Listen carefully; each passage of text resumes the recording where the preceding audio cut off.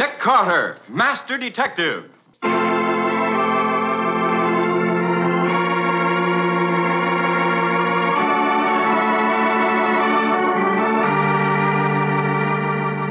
This is the story of a man known the world over as one of the most daring and resourceful characters in the history of detective fiction. A man whose name has become a symbol of the triumph of right and justice over the sinister forces of crime and lawlessness. A man recognized as one of the great masters of deduction. Nick Carter, Master Detective.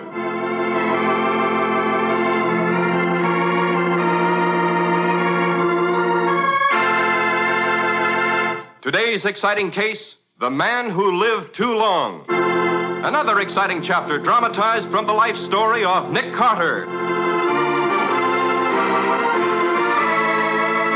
In just a moment, we'll hear how Nick Carter investigated the strange mystery of a dead man who lived 8 days in a week.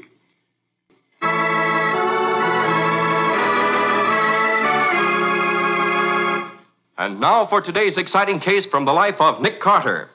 It's quiet in the old Victorian mansion on the corner of 5th and 4th. Nick Carter is working on some intricate aniline dye tests. Patsy is transcribing notes. A long, calm afternoon of intensive work is ahead. Suddenly, the telephone rings. Nick Carter's office. Patsy, is Nick there? Oh, hello, Lieutenant Riley. Say, you sound excited. Anything wrong? Plenty's wrong. Let me talk to Nick. Hold it a second. What's bothering Riley today, Patsy? He won't tell me. Here. Thanks. Hello, Riley. What's on your mind? You've got to hustle down to my office at once. Why? I got a case that'll blow the top off the city if it breaks. It's got to be checked. Well, what's behind it? Ever hear of World Research? Well, who hasn't, Riley? They're the biggest industrial chemists and research labs in the country. Well, there's a guy down here named Baker. He's accusing them of murder. Whose murder? You'll find out when you get here. Come on. Whose murder, Riley? His own murder. This guy Baker here is claiming he's dead already.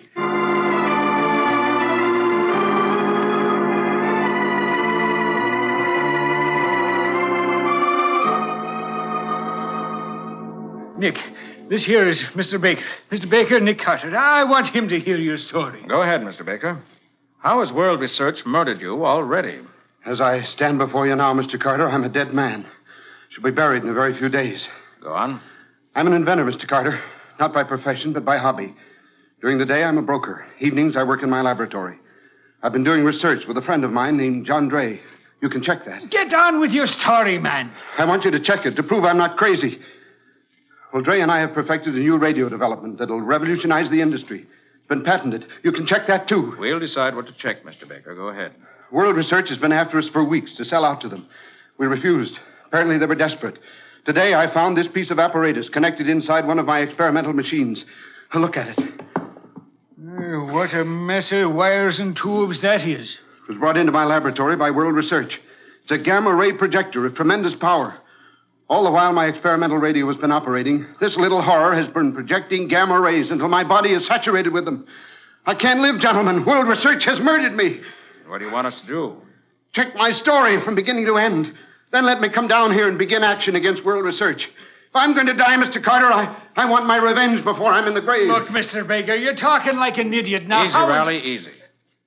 Mr. Baker, Lieutenant Riley and I'll give this case our most careful attention. You ask for vengeance. I promise you this. You'll get it, if you deserve it.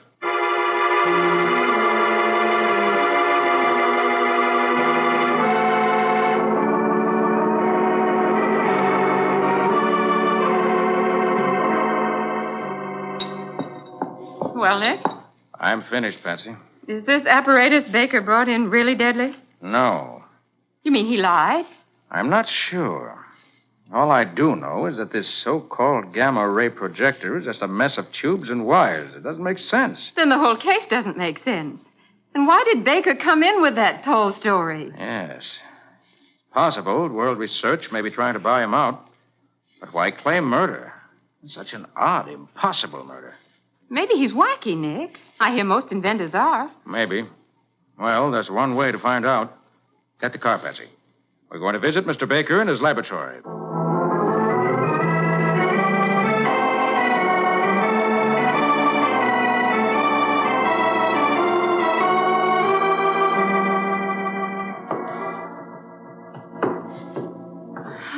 Nick, I'm out of breath. How much higher? One flight.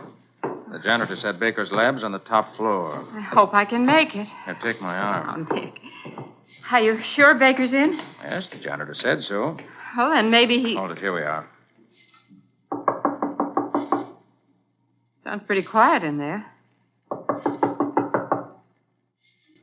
Maybe he went out. Maybe. Wait a minute. Funny. Door's open. Well, let's go in. Gosh, what a mess this place is. I thought all labs were neat, like yours, Nick. Not all. Only the really efficient ones. Doesn't seem to be anybody here. Can't understand it. Lights on, door unlocked. Nick, What is it, Betsy? behind that table on the floor. Look. Uh-oh. Baker, all right? He's dead, isn't he? Yes. Then he was right about those gamma rays and things. No, Betsy. This time, no one bothered with science. Someone simply brought a revolver, aimed it at Mr. Baker, and shot him to death.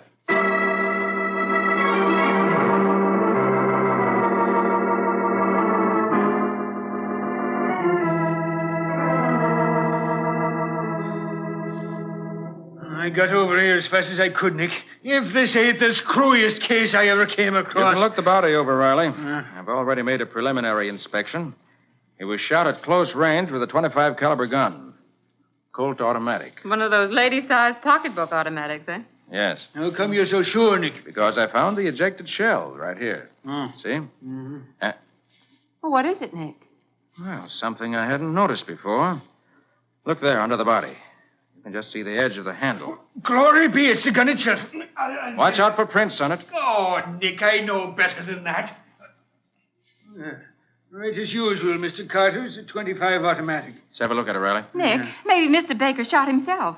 Maybe he was so desperate about those gamma rays and stuff. Patsy, he didn't commit suicide. He was murdered. How come you're so sure, Nick? Patsy could be right, you know. Look the gun over by reflected light. Not a print on it. How could a man kill himself and then wipe his prints off the gun? Obviously, someone held this gun with a handkerchief or glove, killed Baker, dropped the gun, and left. But who, Nick? That's question number one. I'd also like to know how valuable his invention really is and who profits by his death. Where are you going to start to get the answers? We'll try John Dray, Baker's partner, first. Maybe Mr. Dray's an authority on murder.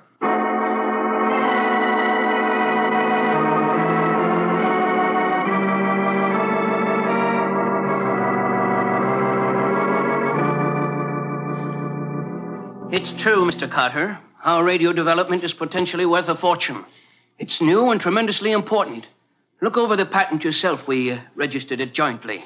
Mr. Dray, if you were partners, how is it you and Baker worked in separate labs? Research was only a hobby with Baker. He had a regular brokerage business outside. He wanted a place where he could work now and then, 3-4 hours a day. Exactly how much did World Research offer you to sell out? $250,000. And you refused, Mr. Dray?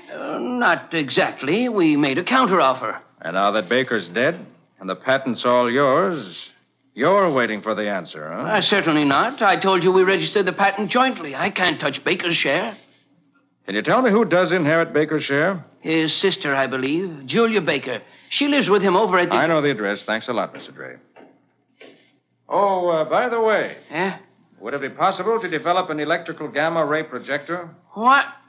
Nonsense. I thought you were a scientist, Mr. Carter. You know gamma rays can only be produced by radioactive elements. Yes, I know it. I'm just wondering if Baker knew I'd know it. Come on, Patsy. Let's pay a visit to Baker's heir.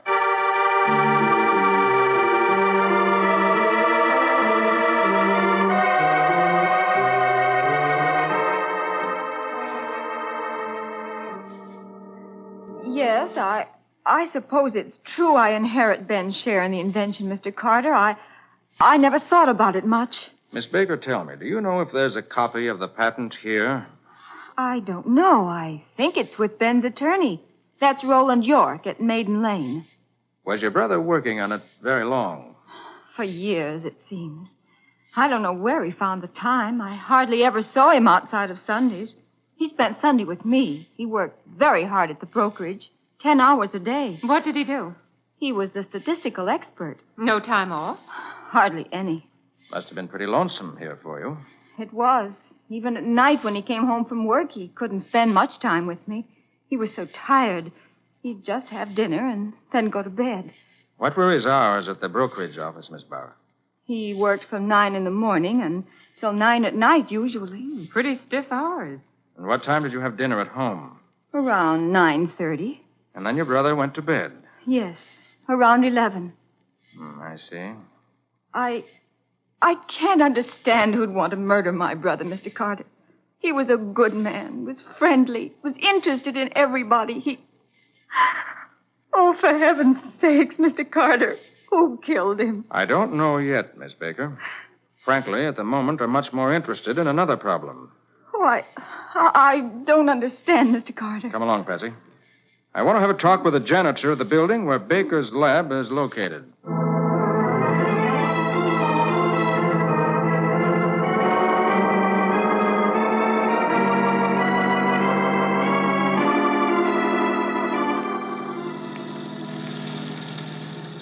Nick, does this fantastic problem that's bothering you have anything to do with Baker's murder?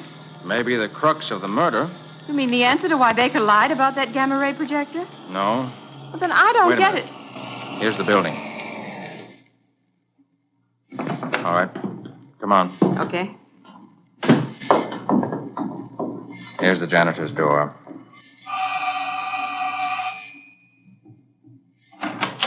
Yes. You remember me? Nick Carter, working on the Baker case. Oh, sure. Come on in, Mr. Carter. It's awful hot here out on the sidewalk. No, I've only come to ask you one question. Oh, here, go ahead. When did Mr. Baker usually work in his laboratory? Why, every day. You're sure? Aye, sure. He work here every day, Monday through Saturday. He come morning sometimes, sometime afternoon, sometimes evenings. But I see him come in here every day except Sunday. He always make it a point to say hello to me when he comes in or goes out. How long did he usually work? In 4-hour stretches. That's what I was afraid of. 4 hours a day, 6 days a week. It makes 24 hours, one whole day. Where in blazes did he get that extra day? Nick, what on earth are you talking about? Don't you see, Patsy? Ben Baker... Duck, Patsy. Somebody shot at us from across the street. I saw the flashes. Oh, Nick, the janitor. He's been shot. Help me get him inside, Patsy. Quick. All right. Is he hurt badly? Patsy, this man is dead.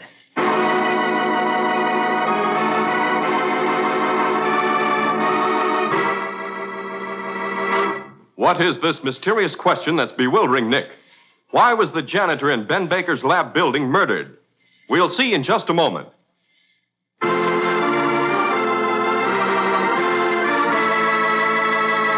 And now, back to our story. The strange murder of Ben Baker, broker and amateur inventor, has faced Nick Carter with many peculiar problems. Why did Baker lie about his impending death? How important was his invention? Who would profit by his death? As Nick uncovers an even more fantastic problem, Baker's janitor is shot to death. Now we find Nick, Patsy, and Lieutenant Riley at the scene of the second murder.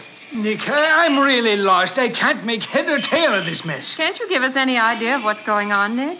Why was Baker's janitor killed? Probably because he knew some vital clue to the identity of the murderer. Nick, what's this big question you say is bothering you? Riley, how can a man live 8 days in 1 week? Oh, that's silly, Nick. There's only 7 days in anybody's week. Nevertheless, Ben Baker lived 8 days in a week. I don't understand, Nick. Well, listen. He worked 12 hours a day in the brokerage house, including an hour off for lunch. Uh-huh. He left his house at 8 in the morning for work. He returned at 9:45 or so for dinner. After dinner, he went to bed. I've checked all those times, and they're all verified. Which accounts for 24 hours. But according to the janitor's testimony, he worked at least 4 hours a day, 6 days a week in his lab. That's an extra 24 hours, an extra day. Now, where did Baker get that 8th day in his week? Gosh, It don't make sense. You're telling me. Nick, what in the jumping blue blazes is going on around here? A guy comes around and says he's been murdered, and he ain't. When you check his story, you find all of a sudden he is. Then the killer knocks off a janitor after he's already given his evidence. and then we find the only one who profits by Baker's death is his sister, who's a frightened girl who looks as though she wouldn't hurt a fly. Wait a minute. Baker was knocked off with a .25 automatic. It's a woman's gun. But Baker accused World Research. What have we got to do about it? Get a search warrant, Riley. Huh? Meet us down at the office of Baker's attorney, Roland York. I want to get a look at that patent.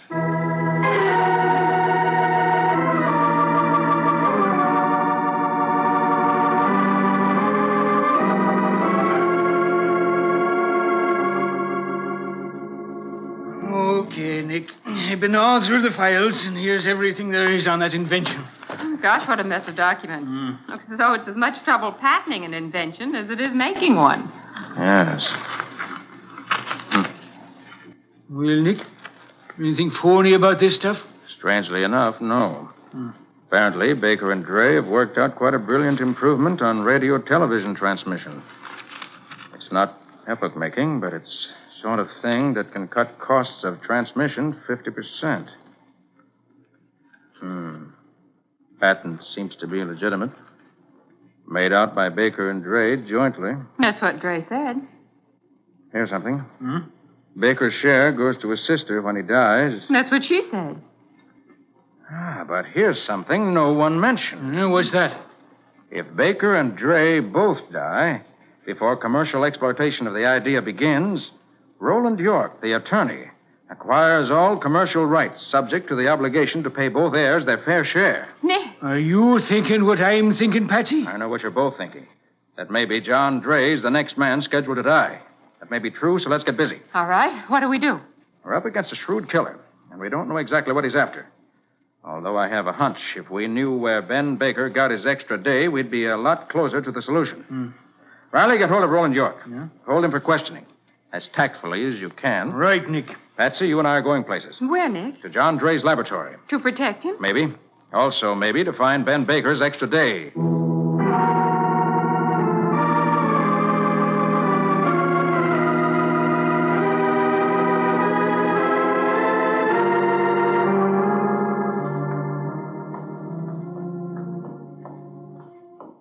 There's Dre's place up ahead, Patsy. Last door. The light's on, Nick. Gosh, maybe Dre's been killed already. You're remembering the way we found Baker, huh? All right, let's go in. Oh, who's that?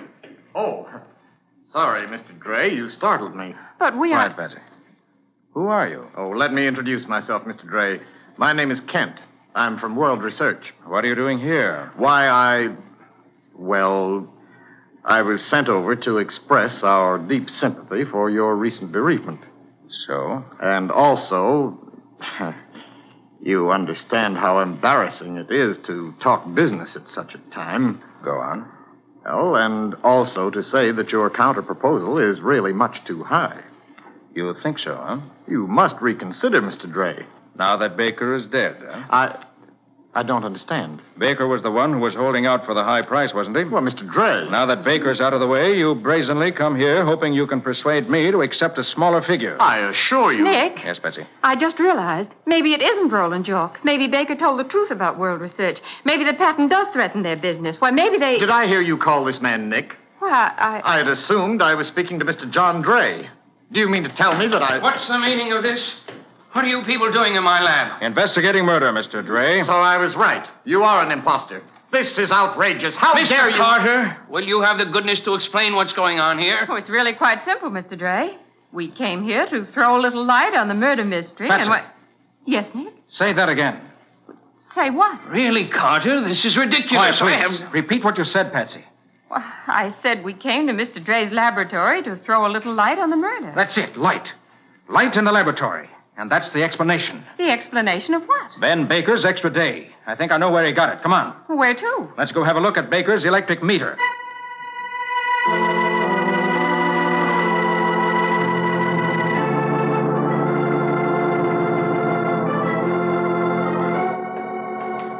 What's an electric meter got to do with an extra day? It'll show where it went. Here, through this door. Down to the cellar. Watch your step. It's pretty dark, Nick. I've got a flash. Gosh, the cellars in these old loft buildings are creepy. Like catacombs. Yes. It's so deep, these stairs go down forever. We won't be long. Flash your light around, will you, Nick? Afraid? Only of mice. Careful, here's the bottom. Don't trip. The right. floor's pretty broken up. Now, where are the meters? Well, there they are, Nick. Over there against the far wall, behind that pile of barrels. All right, come on. Who's the killer, Nick? Do you know? Not for sure yet. I've got a pretty good idea. Maybe Julia Baker isn't as weak and helpless as she seems. Maybe. Maybe I was right about world research. Maybe. Maybe Roland York got ambitious. Maybe. Can't you say anything but maybe? Here's the meters. Let's see. First, second. Oh, there. Top floor offices. Baker's was 6R. There it is, on the right. Yes, and there, I hope, is the solution to the case. Where? On the dials. Read off the kilowatt hours. But why, Nick? Because when we compare the meter reading now with the reading a month ago, we'll find that very little electricity has been used. Nick, I can't follow you. What is that? Now, Patsy, behind these barrels. It's the killer. Nick, we're trapped. No, Patsy, not quite. Let him come a little closer. When I give the word, help me push these barrels over. All right, now, Patsy.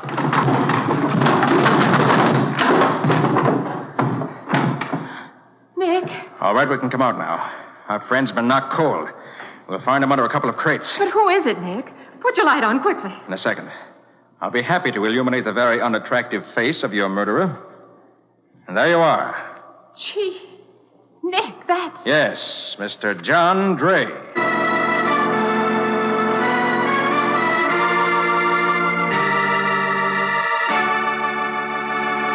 In just a moment, Nick will return to give you the final details of today's story and explain why John Dray killed the man who lived too long.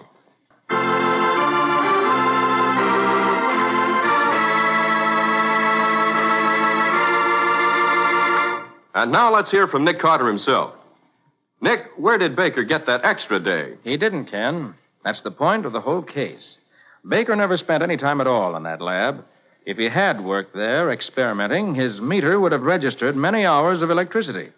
But as it was, the meter showed almost no electricity used at all. But, Nick, the janitor said he was there. Which is why the janitor was killed.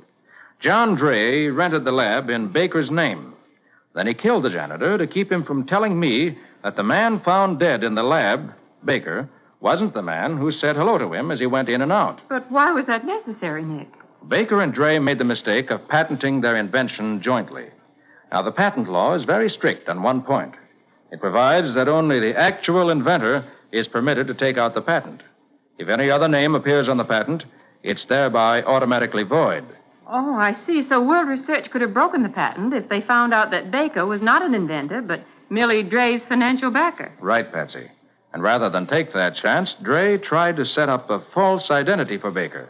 He told Baker to go to the police with his story about being murdered, hoping that when the police checked up on him, they'd believe that Baker actually was a practicing scientist. Well, then why did he kill Baker after all? Dray was afraid someone might cross-examine Baker and get the truth. We killed Baker to keep the secret secure.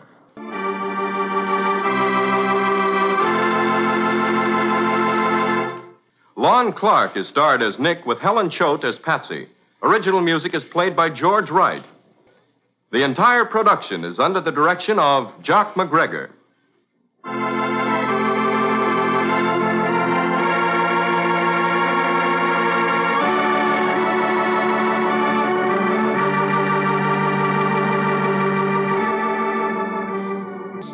This is Ken Powell speaking.